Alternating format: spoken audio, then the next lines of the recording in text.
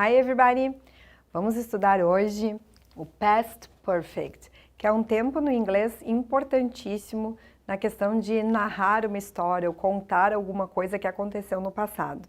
Mas antes eu preciso mostrar para vocês como é que eles raciocinam essa questão da linha temporal no passado. Vamos pegar um exemplo desse gato aqui. O nome dele é Astrogildo. Sim, é esse nome mesmo. Então olha o que aconteceu. Aqui tem um Astrogildo admirando um vaso que eu comprei, tá aí com a rosa em cima. O que o Astrogildo fez? Derrubou o vaso. Então, se eu vou montar essas duas situações, ambas aconteceram no passado, se eu vou colocá-las na mesma frase, vai ficar assim. Yesterday, ontem, Astrogildo, my cat, dropped the vase I had bought last week. Então, ontem aconteceu isso aqui, o Astrogildo derrubou o vaso. É uma ação no passado. E a compra do vaso é uma ação num passado mais antigo do que este de derrubar. É uma ação anterior ao vaso derrubado.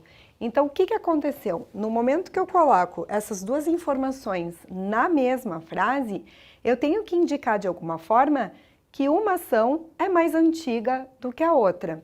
Então, para isso, nós usamos o Past Perfect. A fórmula do Past Perfect é a seguinte. Eu vou ter os auxiliares had ou hadn't, que seria na negativa, mais uma forma do verbo no particípio. Então, o que aconteceu aqui? Nós temos Astrogildo, my cat, dropped the vase. Isso aqui é um passado simples, ele derrubou o vaso. I had bought last week, que eu tinha comprado na semana passada. Então, tá aqui a fórmula, o auxiliar had mais o particípio do verbo buy, que é comprar, fica bought no particípio. Então, eu coloquei mais alguns exemplos aqui para comparar essa questão dos narrative tenses, então que seriam os tempos narrativos. Então, imaginem a seguinte situação. When I got home, Alex was cooking a meal for us.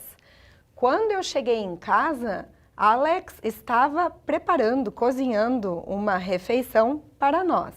Então aqui, I got home, simple past. Alex was cooking, past continuous. Então, eu cheguei em casa e uma ação estava acontecendo naquele exato momento, certo? Ela estava em andamento. Então, neste caso, eu uso o past continuous. Agora, olha em que situação que eu vou usar o past perfect. When I got home, Alex had cooked a meal for us. Quando eu cheguei em casa, o Alex tinha preparado uma refeição para nós, tinha feito um prato especial para nós. Ou seja, na primeira, ele ainda estava preparando a refeição. Na segunda, a refeição já estava pronta. Então, essa ação, had cooked, é um passado mais antigo do que a ação de chegar em casa, que também está no passado, mas é um passado mais recente. E aí tem um truquezinho nessa matéria que eu acho que vai inclusive esclarecer um tempo verbal do português que é meio misterioso, assim, para a maioria das pessoas. Então, eu trouxe aqui uma quick tip, uma dica rápida para vocês poderem lembrar do Past Perfect de uma forma perfeita. Vocês conhecem o pretérito mais que perfeito do português? Vocês nunca pararam para pensar por que o nome desse pretérito é mais que perfeito? Bom, tem um truque aí para vocês memorizarem a questão.